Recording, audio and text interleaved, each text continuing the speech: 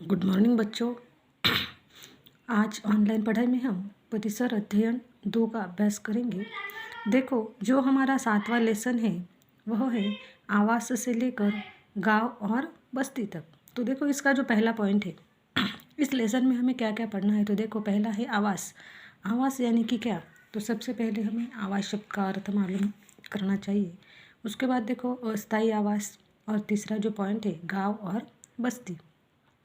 तो आवास मतलब जहाँ हम रहते हैं उसे हम आवास कहते हैं, और अस्थायी आवास यानी कि जहाँ हम हमेशा के लिए रहते हैं, जो कभी भी हम छोड़ते नहीं, इसे हम अस्थायी आवास कहेंगे। और उसके बाद गांव और बस्ती। तो ये जो लोग थे तो यह गांव बनाकर रहने लगे, बस्तियाँ बनाकर रहने लगे। इस पॉइंट के आधार पर हमें इस लेसन का अध्ययन करना है। तो देखो, पहला जो पॉइंट है आवास। अब देखो, हमने 5वें पाठ में देखा कि शक्ति मानव मुख्य रूप से गुफाओं में रहता था। उस समय यूरोप में अतिशीत जलवायु हुआ करती थी। शक्तिमान मानव ने अलाव जलाकर और चमड़े के वस्त्र का उपयोग कर इस शीत में अपनी रक्षा की, किंतु इतना करना उसके लिए पर्याप्त नहीं था। अतः उसने गुफा के भीतरी हिस्से पर प्राणियों के चमड़े लगाकर गर्म तंबू खड़े किए। जहाँ आवश्यकता थी वहाँ उसने खुले स्थानों पर भी झोपड़ियाँ बनाई। देखा, जो 5वां पाठ था हमने देखा था कि शक्तिमान मानव जो था वह मुख्य करके गुफाओं में रहता था। तो वह ऐसा क्यों करता था, गुफाओं में क्यों रहता था? क्योंकि वहाँ का जो मौसम था वह अतिशय ठंड था। शीत यानी कि क्या? ठंडा था। तो इसीलिए उन्हें अपने शरीर में गर्मी पैदा करने के लिए और गर्माहट के लिए वह गुफाओं में रहता था। उसके बाद उन्होंने क्या किया? तो देखो, शक्तिमान मानव ने अलाव जलाकर और जो चमड़े के कपड़े थे, चमड़ा यानी कि जो प्राणी वो मारते थे उसका चमड़ा निकाल कर उसके कपड़े वो बनाते थे। और इस प्रकार के कपड़े वो क्या करते थे? पहनते थे, क्योंकि उन्हें ठंड महसूस ना हो और शरीर की रक्षा भी हो सके, इसीलिए वह चमड़े के वस्त्र का उपयोग करते थे। और इतना करके ही काफ़ी नहीं था, तो वह क्या करते थे? देखो, तो वह गुफा के भीतरी हिस्सों पर जो प्राणियों के चमड़े लगाकर गर्म तंबू किया करते थे। यानी कि जो वह गुफाओं में रहते थे, लेकिन अगर गुफाओं में ठंडी हवा ना आई, इसीलिए वह क्या करते थे? तो जो जानवर होते थे उनके चमड़े लगा देते थे। उनके झोपड़ियों के आजू बाजू वो चमड़े लगा देते थे। इससे उनके तंबू जो थे वह क्या होते थे? गर्म होते थे। और जहाँ आवश्यकता थी वहाँ उन्होंने क्या किया? तो खुले स्थान जो थे वहाँ उन्होंने झोपड़ियाँ बनाई थी। अब देखो, ये जो चित्र है हमें दिख रहा है, देखो, फ्रांस में एक गुफा के भीतर शक्तिमानव द्वारा निर्मित 2 कमरों वाला एक गर्म तंबू। देखो, जो शक्तिमान मानव था फ्रांस में, उन्होंने इस प्रकार की जो गुफाएं थी, झोपड़ियाँ बनाई थी। 2 कमरे की क्या बनाई थी? उन्होंने झोपड़ियाँ बनाई थी, और इस प्रकार वह रहते थे। और यहाँ जो हमें दिख रहा है, देखो, यह है चमड़े के कपड़े, यानी कि चमड़ा वह लगा देते थे झोपड़ियों के आजू बाजू। तो इससे यह होता था कि उनकी जो झोपड़ियों में क्या आती थी? शीत हवा नहीं आती थी और उन्हें गर्म महसूस होता था। उसके बाद देखो अस्थायी आवास। अब अस्थायी आवास यानी कि क्या? तो देखो, मध्याश्मयुगीन कालखंड में बुद्धिमान मानव के समूहों ने संपूर्ण विश्व में बस्ती बनाई थी। मध्याश्म युग में जलवायु गर्म होने लगी थी, संपूर्ण पर्यावरण में परिवर्तन हो रहे थे। अतः मध्याश्म युग में बुद्धिमान मानव की भोजन पद्धति में भी बदलाव हो रहा था। अब देखो, जो मध्याश्म युग का जो कालखंड था, उस कालखंड में बुद्धिमान मानव का रहवास था। वह बुद्धिमान मानव जो आए थे, यानी कि शक्तिमान मानव के बाद जो मानव की निर्मित हुई, तो वह थे बुद्धिमान मानव, और उनका जो कालखंड था वह था मध्याश्मयुगीन कालखंड। तो इस कालखंड में जो बुद्धिमान मानव था, उन्होंने समूहों में संपूर्ण विश्व में बस्ती बनाई थी। यानी कि समूह समूह से वह क्या करने लगे थे? रहने लगे थे। समूह यानी कि एक झुंड में वह रहते थे। और मध्याश्म युग में जो जलवायु थी गर्म होने लगी थी, यानी कि गर्मी के मौसम थे, और इससे पर्यावरण में परिवर्तन भी क्या हो रहे थे। तो मध्याश्म युग में बुद्धिमान मानव के जो भोजन की पद्धति थी उसमें भी बदलाव आ रहा था। उसके बाद बड़ी मात्रा में हुई शिकार और पर्यावरण में हुए परिवर्तन के कारण मध्याश्म युग तक मैमोथ जैसे विशालकाय प्राणी नष्ट होने लगे थे।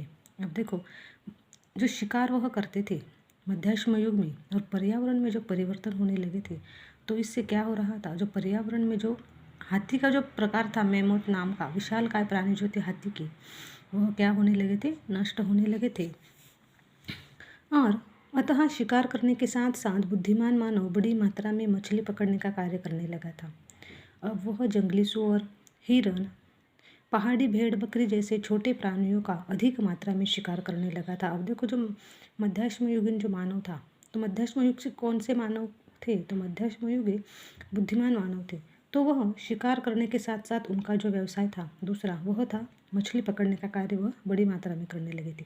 उसके बाद जंगली सुअर, हिरन, पहाड़ी भेड़ बकरियाँ ऐसे छोटे प्राणियों की शिकार भी वह करने लगे थे। अब देखो, जो अगले पेज पे ये जो विशालकाय प्राणी दिख रहे हैं, देखो मैमोथ, तो यह विशालकाय प्राणी नष्ट होने लगे थे। बदली हुई भोजन पद्धति के कारण बुद्धिमान मानव के समूह दूर के प्रदेशों तक घुमक्कड़ी कर सकते थे। परिवर्तित होती जलवायु के अनुसार वे विभिन्न स्थानों पर अस्थायी आवास बनाकर रह सकते थे। संबंधित स्थान की जलवायु के अनुसार अनाज की कटाई करना, फल, कंदमूल इकट्ठे करना जैसे कार्य वह करते थे। मछलियाँ किस मौसम में बड़ी मात्रा में मिलेगी, यह ज्ञान उसको होता था और इसका लाभ वह लेते थे। अब देखो, जो मध्याश्म युगीन जो मानव था, उसकी भोजन पद्धति के कारण बुद्धिमान मानव के समूह दूर के प्रदेशों तक घुमक्कड़ी कर सकते थे, यानी कि दूर दूर तक वह जाते थे। देखो बच्चों,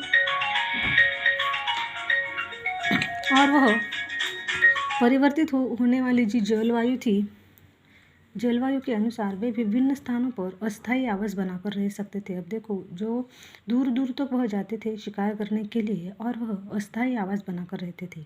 उसके बाद जलवायु के अनुसार अनाज की कटाई करना, जिस प्रकार बारिश का मौसम होता है उसी प्रकार वह अनाज की कटाई करते थे। खेती करने के बाद उसके बाद फल, कंदमूल इकट्ठा करना, इस प्रकार के कार्य वह करते थे।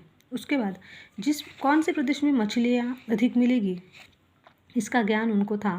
शिकार बड़ी मात्रा में कहाँ मिलेंगे, इसका निरीक्षण कर रहे थे। इन सभी कारणों से वे एक स्थान पर दीर्घ समय तक रहते थे। जंगल में पेड़ों की कटाई करने, खुले स्थान पर वे अपने आवासों के अस्थायी पड़ाव डालते थे। अब देखो, शिकार करते थे बड़ी मात्रा में। उसके बाद इसी के कारण जब वह खेती करने लगे तो इसी के कारण वह एक जगह पर अधिक दिनों तक रहते थे। जंगल में पेड़ कटाई करते थे और वहाँ पड़ाव डालते थे, यानी कि झोपड़ियाँ बनाते थे और वहाँ अस्थायी आवास बनाते थे, यानी कि हमेशा के लिए वो रहते थे। अब देखो, यहाँ नीचे का जो चित्र हमें दिख रहा है, देखो मध्याश्म युगीन अस्थायी आवासों का काल्पनिक चित्र। देखो, अस्थायी आवास यानी कि वह लोग, देखो पानी का जो यहाँ हमें आजू बाजू यहाँ सब पानी दिख रहा है और उसी के किनारे पर वह क्या कर रहे हैं, तो उन्होंने आवास बनाए हैं। देखो, इस प्रकार की झोपड़ियाँ वह बनाते थे, समूह में रहते थे, शिकार करना इनका कार्य था। उसके बाद जंगल के पेड़ की कटाई करके वह इस प्रकार के जहाज़ें बनाते थे। देखो, यहाँ हर प्रकार का आदमी अलग अलग काम कर रहा है। देखो, ये जो आदमी है यहाँ, वह मछलियाँ पकड़ कर लाए हैं। उसके बाद यहाँ औरतें कुछ काम कर रही है। उसके बाद देखो, यह लकड़ी के साथ कुछ कर रहा है, यानी कि कुछ चीज़ें बना रहा है। उसके बाद देखो, यहाँ जो आदमी बैठे हैं वह भी कुछ कार्य कर रहे हैं। उसके बाद यह जो आदमी है लकड़ियों की क्या बना रहा है, तो वह जहाज बना रहा है। तो इस प्रकार के कार्य वह करते थे। उसके बाद देखो, गांव और बस्ती। अब नवाश्म युगीन युग, अब नवाश्म युगीन युग में गांव और बस्ती का यह क्या है, एक काल्पनिक चित्र है। देखो, यहाँ भी लोगों ने अस्थायी आवास बना है, यानी कि छोटी छोटी झोपड़ियाँ बनाकर वह रहने लगे हैं। तो देखो, गांव और बस्ती, तो नवाश्म युगीन जो मानव थे वह गांव और बस्ती बनाकर क्या होते थे, रहते थे। तो देखो बच्चों, यहाँ हम रुकेंगे और अगले वीडियो में इसके आगे का जो पाठ है, पॉइंट है, इसका अध्ययन हम करेंगे।